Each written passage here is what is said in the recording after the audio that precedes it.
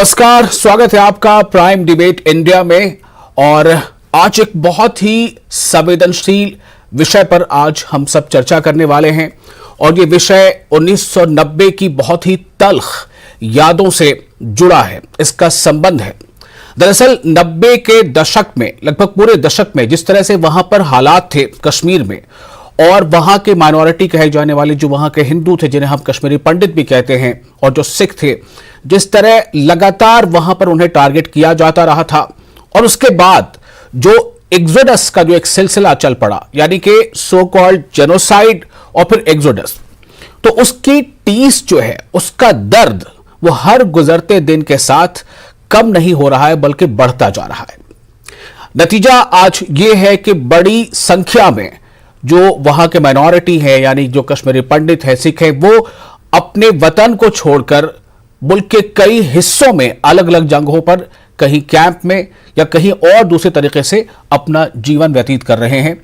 और बहुत ही तल्ख यादें उनकी उससे जुड़ी हैं।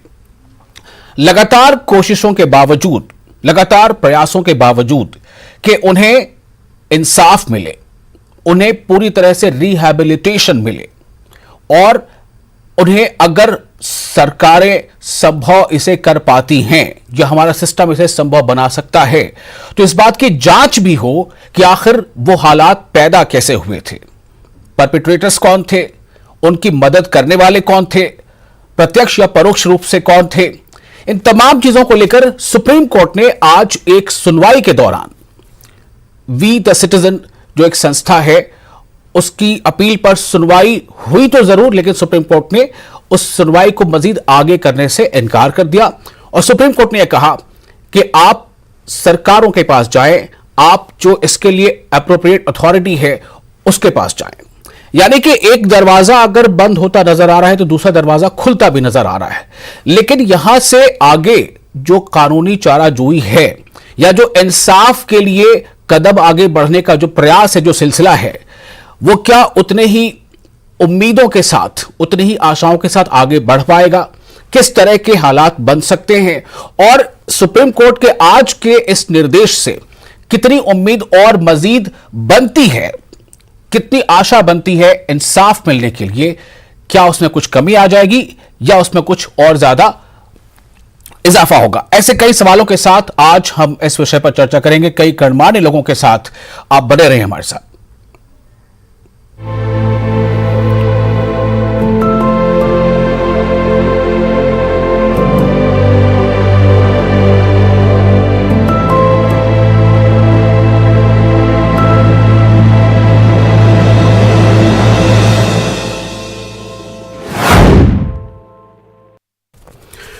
दुखों का वो पहाड़ भी शायद कम लगता हो जब किसी को अपने रूट से अलग कर दिया जाए, जब किसी को अपना वतन छोड़ना पड़ जाए, जब किसी को अपने वो दिन जो बचपन में गुजरे थे, खेलते हुए, शरारतें करते हुए, वो इलाके, वो दिन सब छूट जाएं। लेकिन दुखों का ये पहाड़ क्या कम होगा? ये जो आंखों में रह रह कर सैलाब उमड़ आता है, या कभी आंखें खुश्क हो जाती हैं, सूख जाती हैं, ऐसा प्रतीत होता है, क्या उसका कभी अच्छा दिन उसके लिए आएगा? हमारे साथ चार खास मेहमान हैं, हम उनका परिचय करा देते हैं। हमारे साथ है डॉक्टर निर्मल सिंह, जो फॉर्मर डिप्टी सीएम हैं और बीजेपी से हैं। हमारे साथ अरुण जोशी हैं, सीनियर जर्नलिस्ट। हमारे साथ उत्पल कौल हैं, कश्मीरी पंडित एक्टिविस्ट हैं। और शेख नासिर, जो स्टेट सेक्रेटरी हैं पीडीपी के। मैं सीधे सबसे पहले उत्पल कौल जी के पास आना चाहता हूं, और मैं ये सवाल लेकर आ रहा हूं कि 2017 में एक बार अदालत से थोड़ी निराशा लगी थी, और फिर आज, लेकिन आज अदालत ने ये नहीं कहा कि आप आगे कुछ कर नहीं सकते। अदालत ने जो कहा है कि आप सरकारों के पास जाएं, अप्रोप्रिएट अथॉरिटी के पास जाएं। मैं ये जानना चाहता हूं कि इंसाफ हासिल करने का ये जो सफर है, क्या वो थोड़ा धीमा होगा, या एक आशा की किरण यहां से नजर आती है? बहुत बहुत धन्यवाद, शुक्रिया, आपने मुझे यहाँ इस वेरी इम्पोर्टेंट डिबेट पर बुला लिया, उसके लिए मैं आपको बड़ा शुक्रगुजार हूँ जी। मैं ये बताना चाहता हूँ कि 1990 में और 89-90 में जो कश्मीरी हिंदुओं के साथ हुआ, और जो हम बोलते हैं कि नरसंहार, जो जेनोसाइड कश्मीरी हिंदुओं के साथ हुआ, हजारों लोगों को मारा गया, और लगभग 20,000 घर जलाए गए, हमारे 450 मंदिरों को जलाया गया और हजारों लाखों लोग जम्मू, दिल्ली, उधमपुर, चंडीगढ़ और भारत के कई शहरों में सड़कों पर बिखरे हुए आज भी आप देख सकते हैं। हमने सरकारों से अपील की उसी 90 से ही कि एक ट्रिब्यूनल बनाया जाए और ये पता किया जाए कि इस सारे एक्सोडस के पीछे किन किन का हाथ था और कौन कौन इसमें मुलविस थे, चाहे वो पॉलिटिकल पार्टीज थे। हमको सबको पता है कि इसमें पाकिस्तान का हाथ था, हमको सबको पता है कि इसमें जो जहाजी एलिमेंट था वो थे, लेकिन इसमें एडमिनिस्ट्रेशन में कौन थे, इसमें पुलिस के लोग कौन इन्वॉल्व थे, कि ये एक नेक्सस बना है और इस नेक्सस की वजह से हमारा एक्सोडस कंप्लीट हुआ और आज 500 फैमिलियों से ज्यादा कश्मीर में नहीं रह रहे हैं लोग। मैं एक बात और बताना चाहता हूं कि 94 में हम नेशनल ह्यूमन राइट्स कमीशन गए और हमने 5 साल वहां पर टॉप लॉयरों के साथ ये लड़ा कि कश्मीरी हिंदुओं के साथ जो जेनोसाइड हुआ है इस पर कोई निवारण हो और नेशनल ह्यूमन राइट्स कमीशन जो है इस पर कोई डायरेक्शन दी। और वेंकट चलैया जी जो former chief justice of supreme court of India थे, तो उन्होंने 5 साल के बाद डिसीजन दिया कि कश्मीरी पंडित एक्यून टू जेनोसाइड इनके साथ हुआ है, मतलब नरसंहार जैसा हुआ है उनसे। नरसंहार जैसा कुछ नहीं होता है, ने मान लिया कि नरसंहार हुआ है। कौल साहब, मैं आपको माजरत के साथ या थोड़ा रोकना चाहता हूं। मेरा सवाल जो है वो ये है कि इस कब से कब तक क्या क्या हुआ, लगभग ये बहुत हमारे जो दर्शक हैं वो जानते हैं।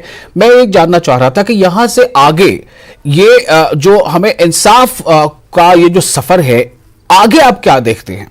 आज जो सुप्रीम कोर्ट से आशा थी, क्या लग रहा है कि वो आशा कुछ हद तक पूरी हुई या कुछ हद तक टूटी? यहां से आगे कैसे? मैं ये बताना चाहता हूं कि 1917 में भी, ये 2017 में भी और आज भी जो सुप्रीम कोर्ट का रवैया हुआ, हमको तो बहुत आदर के साथ बोलना पड़ता है कि हम सुप्रीम कोर्ट क्यों गए और ये क्यों हुआ। क्योंकि हमने जितनी भी सरकारें थी, हमने 1000 एप्लीकेशनें, मेमोरेंडम, रेजोल्यूशन दिए हैं इसके बारे में। 1000 जी। हम prime president, vice president, prime minister, हम सारे मिनिस्टरों से मिले हैं, हम होम सेक्रेटरी से मिले हैं, गवर्नरों से मिले। हमने कुछ नहीं, सब कुछ हमने करके ये देखकर फिर हम अदालत पर गए कि कुछ हो नहीं रहा है, इस पर कोई कदम आगे नहीं बढ़ रहा है। ये कोई मामूली बात नहीं है कि आप जो 10,000 साल का हमारा घर था, हमको वहां से निकाला गया और पूरी इतनी क्लिंजिंग होगी कश्मीर में, ये कोई मामूली बात नहीं है। तो इस पर तो हमने सरकारों से बोला जी ट्रिब्यूनल बनाइए, आप कुछ एसआईटी बनाइए, कोई इंक्वायरी कमीशन। ठीक है, तो एसआईटी की मांग भी थी इसमें। आज जो सुप्रीम कोर्ट में जो वी द सिटीजन की तरफ से जो अपील थी, उसमें एसआईटी की भी मांग थी, उसमें रिहैबिलिटेशन की भी मांग थी। अरुण जोशी साहब, मैं आपके पास आना चाहता हूं। आप पत्रकार हैं, जाहिर है कि हर एक इसके मोड़ जो हैं, चाहे वो तीखे रहे हों या ढलान वाले रहे, उससे आप वाकिफ हैं। मेरा सवाल ये है, प्रश्न ये है कि यहां से आगे इंसाफ की लड़ाई तेज होगी या कमजोर पड़ेगी? देखिए, मेरा ये मानना है कि सुप्रीम कोर्ट ने एक रास्ता दिखाया है पिटिशनर्स को कि आप इस रूट को इस्तेमाल कीजिए। ये रूट जो है वो उनको रास्ता दिखाएगा। सुप्रीम कोर्ट एसआईटी कॉन्स्टिट्यूट करे और वो एसआईटी कितनी देर लेगी, कैसे लेगी और कितने रिसोर्सेज उसके पास होंगे, ये फैसला सरकार को करना होता है और सरकार ने ही अल्टीमेटली रास्ता निकालना है। तो पहली बात यह है कि जब हम इंसाफ की बात करते हैं तो हमें अपने फैक्ट्स को अपने सामने रखना चाहिए, एक एक चीज को डॉक्यूमेंट करना चाहिए। और दूसरी बात जो सबसे बहुत जरूरी है कि रेट्रिक और इमोशंस जब मिल जाते हैं उसमें फैक्ट्स कहीं ना कहीं ब्लड हो जाते हैं।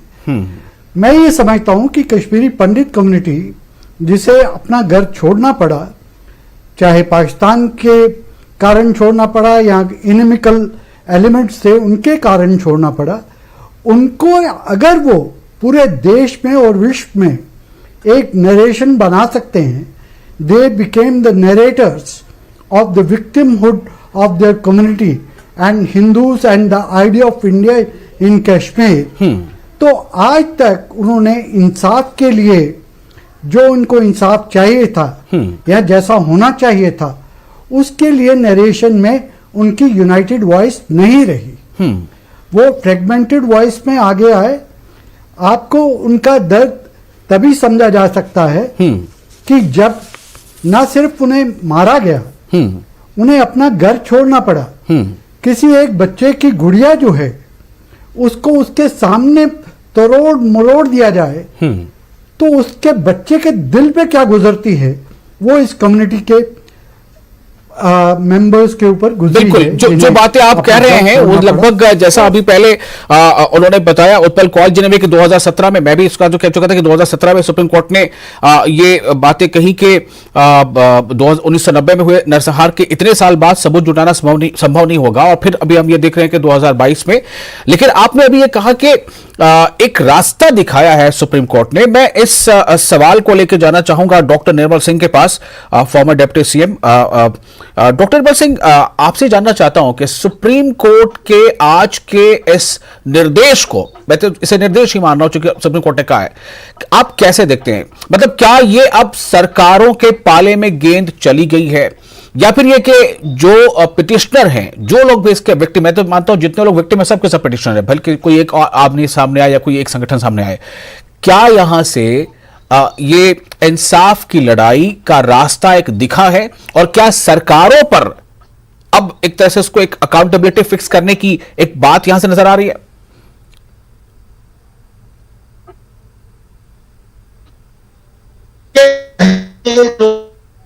जी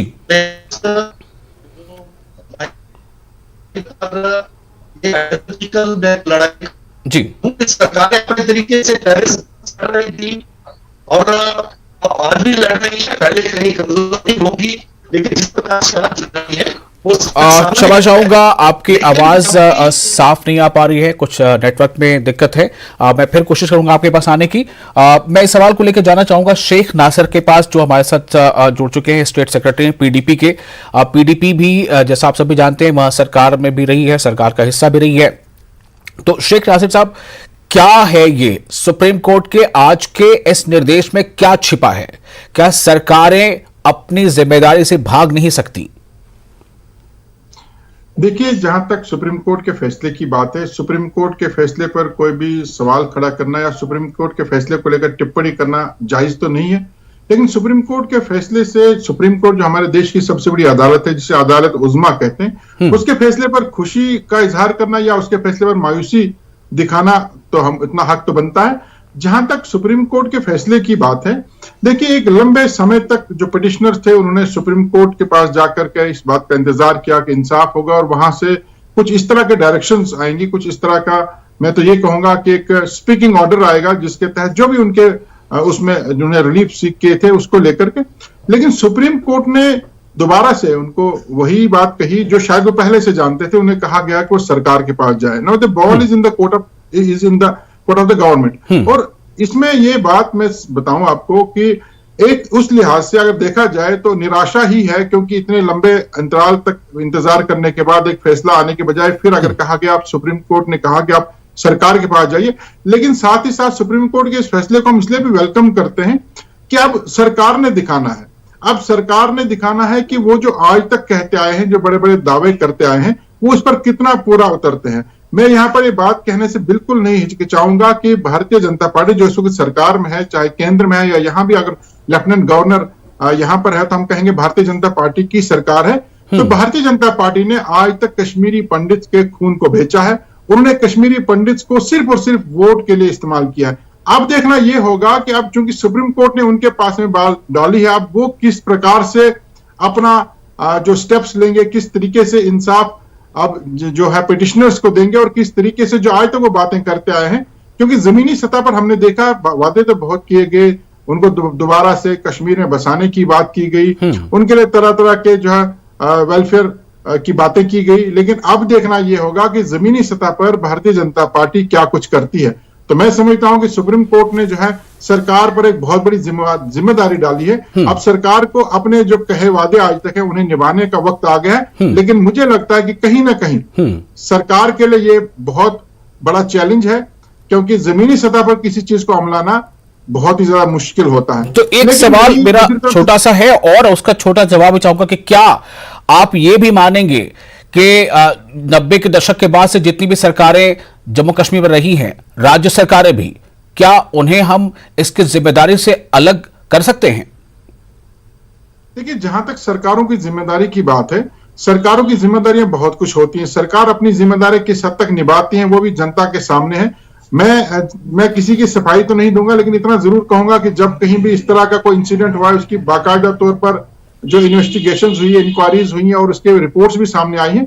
लेकिन जब बड़े जेनोसाइड की हम बात करें, पहले ये देखना है कि जो पिटिशनर्स हैं, जो विक्टिम्स जिनको हम कहेंगे, जो विक्टिम्स है, उन्होंने उस वक्त की सरकारों के पास क्या एक गुहार लगाई थी और उस वक्त की सरकारों ने क्या उनके उन गुहार पर, उनकी इस मुतालबे पर क्या कुछ किया है। ठीक है, इससे वो सेटिस्फाइड नहीं हुए और वो सुप्रीम कोर्ट में चले गए। नासिर साहब, मैं डॉक्टर निर्मल सिंह के पास दोबारा जाना चाहता हूं, वो जुड़ गए हमारे साथ। Doctor Nirmal Singh, supreme court का जो आज निर्देश है उसकी आगे सुनवाई उस पर नहीं होगी, वो तो रोक लग गई, लेकिन एक निर्देश सुप्रीम कोर्ट ने दिया है। मैं सवाल वही लेकर जा रहा था कि आप क्या देखते हैं, क्या जो कहा गया है कि आप सरकारों के पास जाएं, जो अप्रोप्रिएट अथॉरिटी है उसके पास जाएं, क्या नहीं लगता कि इससे पहले भी ये मौका रहा होगा सरकारों के पास भी, लोगों के पास भी? आज इतने लंबे अरसे के बाद फिर से ये बात आ रही है सामने कि सरकारों के पास जाएं, सरकारें जिम्मेदार जो है उनको माना जाए इस मामले के लिए।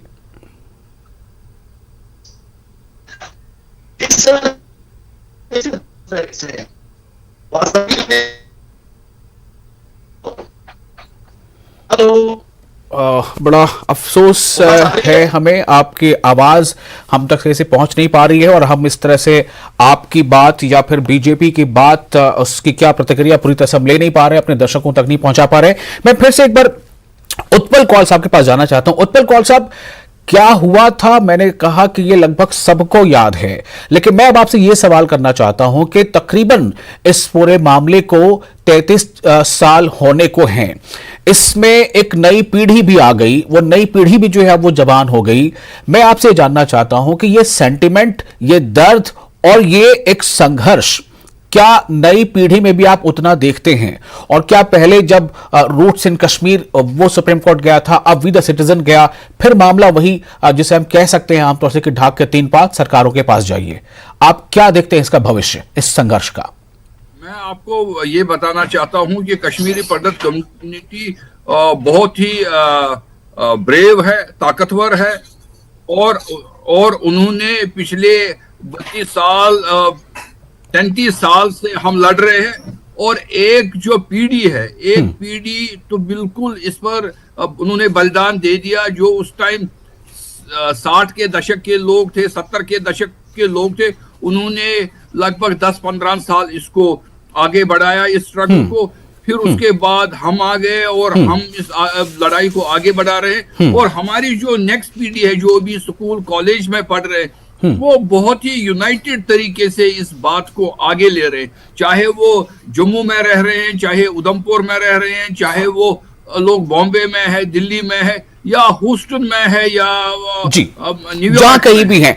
मेरा सवाल यह है कि अब जो नई पीढ़ी इस लड़ाई को, इस संघर्ष को लेकर आगे बढ़ रही है, उसके सामने प्राथमिकता क्या होनी चाहिए? रिहैबिलिटेशन प्राथमिकता है, या इस जो कि इस पिटीशन में था कि उस मामले के लिए एक SIT गठित की जाए, उसकी जांच हो, कौन कौन लोग जिम्मेदार थे प्रत्यक्ष अप्रत्यक्ष रूप से, उन सबका नाम सामने आए।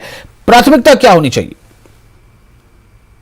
साथ साथ चलेंगी, क्योंकि जो भी कोई वेलफेयर स्टेट है उसको देखना पड़ेगा। जो जिन लोगों को घर से निकाला हुआ है, जो अभी भी सड़कों पर है, जिनके पास नौकरियां नहीं है।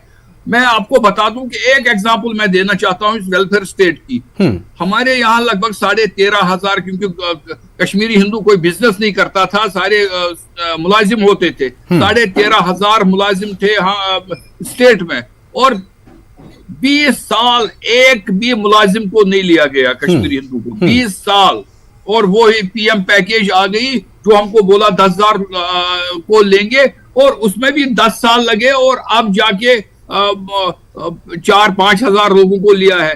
उसमें भी उनको बोला गया था उस टाइम, एक तो बॉन्ड लिखकर दीजिए और दूसरा बोला गया कि हम आपके लिए हाउसेस बनाएंगे, हम आपके लिए अकोमोडेशन बनाएंगे, और 10 साल अभी नहीं हुआ। ये दोनों चीजें चलेंगी, लेकिन हम हमारा जो नंबर 1 चीज है कि हमारा जेनोसाइड जो हमारे साथ नरसंहार हुआ है, उसमें जो मुलविस लोग हैं, चाहे इंडिविजुअल है, चाहे जहाजीज हैं, चाहे पॉलिटिकल पार्टीज है जो मैंने पहले बताया, या ब्यूरोक्रेसी, जिन लोगों को तो आप लोग ये चाहते हैं, या आप ये कहना चाह रहे हैं कि उनको भी जो है उनके अपने बुरे कर्मों का अंजाम मिलना चाहिए। ठीक है डॉक्टर निर्मल सिंह, मैं कोशिश कर रहा हूं फिर से, आप मेरी आवाज अगर सुन पा रहे हो तो मेरा सिर्फ एक आपसे प्रतिक्रिया ये जानना चाहता हूं कि सुप्रीम कोर्ट ने आज क्या कुछ कहा, आप उसको जानते हैं। यहां से आगे संघर्ष किस तरह से आगे बढ़ेगा, और फिर से वो बात है कि सरकारों से, और ये मुझे लगता है कि पहले भी ऐसा होता रहा, फिर किस सरकार से कितनी उम्मीद कर सकते हैं, बताएं। देखिए, ये जो समस्या है, जेनोसाइड की समस्या है, लेकिन इसको और प्रॉक्सी वार है। ये प्रॉक्सी वार में कश्मीरी पंडित जो एक बहुत ही छोटी सी माइनॉरिटी है, उसकी एथनिक क्लींजिंग जो करने की कोशिश की गई प्लान तरीके से, यह उसका प्रश्न है। और कश्मीरी पंडित जो विक्टिम्स हैं वो उसी को लेके माननीय सुप्रीम कोर्ट के पास गए थे। माननीय सुप्रीम कोर्ट ने डेफिनेटली, माननीय सुप्रीम कोर्ट जो ह्यूमन राइट्स रहते हैं, जो इंटरनेशनल लॉ है, उसके मद्देनजर वो अपनी बात कह सकते हैं। लेकिन प्रैक्टिकली ये जो समस्या है, ये जो प्रॉक्सी में विश्वास रखते हैं, उनको मिलजुल के लड़ना है, और उसमें सरकारों का भी रोल है, तो अपोजिशन पार्टीज का भी रोल है। सबसे पहले मैं ये कहूंगा कि पीडीपी के साथी यहाँ पर हम जो बैठे हुए हैं, क्या वो इसको जेनोसाइड स्वीकार करते हैं? देखिए, मेरा प्रश्न यहाँ पर ये है ही नहीं निर्मल साहब, मैं बहुत ही आदर के साथ मैं ये कहना चाहता हूं कि आज जो सुप्रीम कोर्ट ने जो कहा है, अब सुनवाई तो वहां हो कि नहीं, निर्देश किया कि सरकारों के पास जाइए, एप्रोप्रिएट अथॉरिटी के पास जाइए। तो मुझे आप ये बताएं कि वो अथॉरिटी कौन है, किसके पास जाए वी द सिटीजन के लोग, किसके पास जाए रूट्स इन कश्मीर के लोग, किसके पास जाए? लोग जाएंगे सरकार के पास। कौन सी सरकार? पार्टीज के पास। कौन सी सरकार के पास जाएंगे? लोग जाएंगे जो उनसे किसकी अपेक्षा है? उनसे अपेक्षा है, सरकार से अपेक्षा है। जो हमारे जो सेना किससे अपेक्षा है? हेलो जी, हमें सुन रहा, बोलें जी। उनसे अपोजिशन पार्टी से भी अपेक्षा है। क्या लोग पहले तो, क्योंकि जो थ्योरेटिकल एस्पेक्ट है, क्या अपोजिशन के लोग, नेशनल कॉन्फ्रेंस, पीडीपी, कांग्रेस, क्या इसको एथनिक क्लींजिंग का जेनोसाइड मानते नहीं मानते? अगर इस लड़ाई को, जो इंसानियत की लड़ाई है, एक कम्युनिटी के एथनिक क्लींजिंग की बात है, उसके लिए क्या हम एक, मुझे लगता है कि हम विषयांतर हो रहा है यहाँ विषय का, जो विषय है वो कुछ और है। इंसाफ की मांग है, मांग जो अर्जी में जो मांग थी वो थी कि एक एसआईटी गठित की जाए, जांच कराई जाए, और जो लोग उसमें सामने आते हैं उनके बुरे कर्मों का उनको अंजाम मिले। दूसरी तरफ जो सफरर हैं उनको रिहेबिलिटेट किया जाए, उनको कॉम्पनसेट किया जाए। तो क्या ये चीजें आज जाके हम अपोजिशन से मांगेंगे? मैं समझ नहीं पा रहा हूं क्या कह रहे हैं। बात नहीं है, मेरी बात सुनिए ना जी।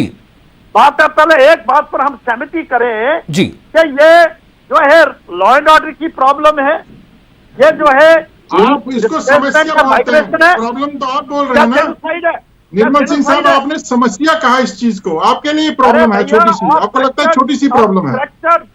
देखिए विशाल जी मुझे थोड़ा सा समय दीजिए, मैं डॉक्टर साहब से तो प्रश्न करना चाहता हूँ।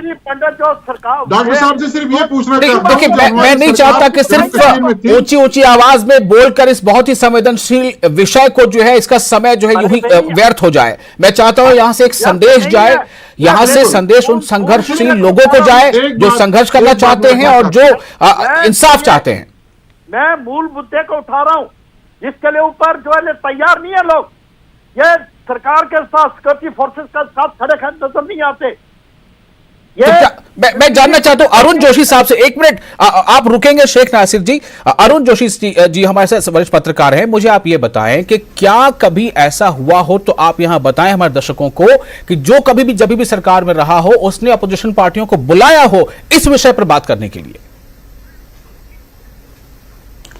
देखिए, यहाँ तक मेरे को याद है ऐसा कभी भी नहीं हुआ। सिर्फ सरकारों ने ये कहा कि हमें कश्मीरी पंडितों को वापस उनके घर ले जाना है, उसके लिए कोशिशें करनी है। इसके अलावा ये लिप सर्विस से ज्यादा कुछ नहीं हुआ। लेकिन कुछ प्रयास जरूर किए गए, चाहे वो फारूक अब्दुल्ला की गवर्नमेंट थी या मुफ्ती मोहम्मद सईद साहब की गवर्नमेंट थी। उस पर प्रयास किए गए कि कश्मीरी मुस्लिम्स और कश्मीरी पंडित के बीच में एक डायलॉग प्रोसेस स्टार्ट किया जाए, इंटरेक्शन हो, ताकि कम्युनिटी का म्यूचुअल फेथ हो एक दूसरे में, तो वो ये घर वापस जा सके। और जहां तक इंसाफ की बात है, तो इंसाफ की बात जो है वो पूरी कश्मीर के मुद्दे से जुड़ी है। और कश्मीरी कम्युनिटी जो घर से बाहर है, इनको इंसाफ की गुहार लगाने का हक है। और इसकी आवाज के साथ आवाज कश्मीरी मुस्लिम्स की आवाज जब मिलती है, तो वो इंसाफ की गुहार जो है उसकी ताकत दुगनी हो जाती है। बिल्कुल, ये बात सियासत से बालातर होनी चाहिए। जी जी। सियासत इस पे नहीं की जानी चाहिए। कश्मीरी पंडितों और कश्मीरी मुस्लिम्स पे बहुत सियासत हो चुकी। अब सवाल यह है कि कश्मीर को उसका जो विरसा है उसे वापस करने की, और कश्मीरी पंडित कश्मीर का विरसा है उसे वापस करना है, और उसको एक्सेप्ट करना जो है वो कश्मीरी मुस्लिम्स की जिम्मेदारी भी है और रिस्पॉन्सिबिलिटी भी है और मॉरल ड्यूटी भी है। ठीक है, मुझे लगता है कि बहुत अच्छे बोर्ड पर ये विषय जो है और ये बहस आकर रुकी है, और मेरे पास अब समय भी नहीं बचा है। मैं बहुत आभार व्यक्त करना चाहता हूं तमाम मेहमानों का। और एक बहुत ही कंक्लूसिव बात यही है कि जमीन पर हालात बेहतर होने में सबका रोल जरूरी है, और तभी हालात बेहतर भी होंगे, और तभी सरकारें जो करेंगी वो शायद दिखेगा भी कि हाँ कुछ हो रहा है। कब तक होगा, इंतजार करना पड़ेगा। शुक्रिया।